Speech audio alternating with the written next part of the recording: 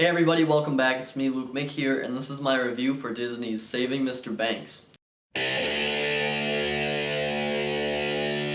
So Saving Mr. Banks is a story of how Walt Disney was able to get the rights of the Mary Poppins novels from the author to make his beloved movie, Mary Poppins. And the woman who was the author of Mary Poppins is played by Emma Thompson, and Walt Disney is played by Tom Hanks. Now going into this movie, I was expecting a couple of things. I was just hoping to have a nice, fun movie I could lose myself in for 2 hours. I was hoping to see a good performance from Tom Hanks and Emma Thompson and Paul Giamatti and Colin Farrell. A bunch of people are in this movie. And did I get most of that? Most of it I did get, and I'll explain to you what I did and didn't get in this review. So, did I like the story? Yeah, I thought it was a pretty interesting thing. It's not the kind of thing that I would look into on my own. I'd have to watch a movie about it. Like, I wouldn't be, having a research paper to do at school and just like, I think I want to do this research paper on how Mary Poppins came to be. That's not something that I'd look up on my own. So it's nice that they had a movie about it. I thought it was pretty interesting. Something that I will say about the story is that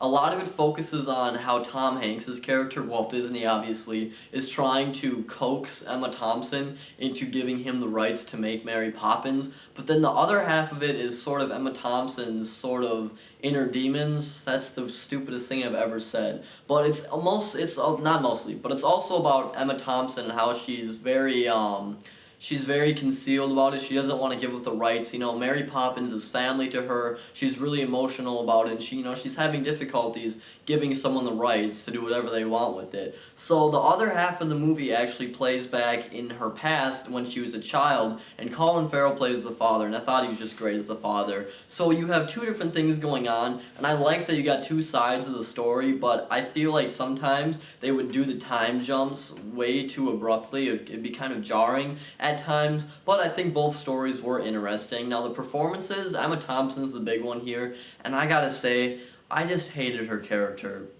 Her character, the person that you're supposed to care about, I believe, in the movie, really, I think, drags the whole thing down for me, personally. I just could not stand her character. She was just such a mean and spiteful woman. I mean, there were all these nice people around her trying to do what she wanted, trying to please her, like Paul Giamatti, for example, Tom Hanks, obviously, as Walt Disney. So many people were just being nice to her, and she was just being so mean to everybody in the movie. And I mean, maybe she was like that in real life, but I just could not stand her character, and I couldn't feel bad for her. I mean, because I just hated her so much. She was just so mean in the movie. I mean, I guess since I hated her so much, that's a good performance from Emma Thompson, but just the fact that she was just such a freaking nasty person really didn't, help me like the movie more. The person, though, that is very good in the movie and makes me very happy is Tom Hanks as Walt Disney. He plays the role perfectly as Sir Walt Disney. He really chews up the scenery, he lightens the mood in every scene he's in, and Tom Hanks was just awesome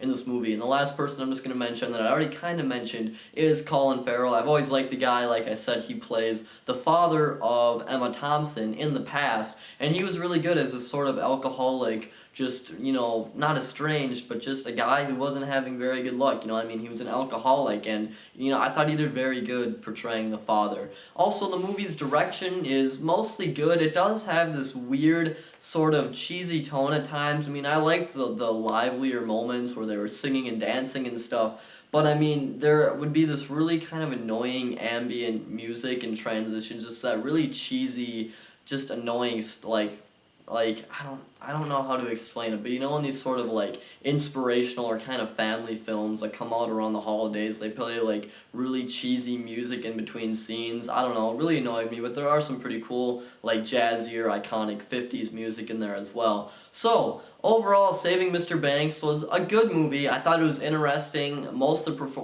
the performances are really good, but I think it really just got dragged down by the meanness and the terrible main character. I mean, Emma Thompson's character in this movie was just so nasty. I hated her. She was so bad. I mean, her performance wasn't, but just her character. And it also has some cheesy stuff going on. But what are you going to do? So I'm going to give the movie 3 out of 5 stars. If you have nothing else to see with your family on these Christmas days, go check it out. Anyways, guys, this is lukemick signing out. Please subscribe, and I will talk to you later.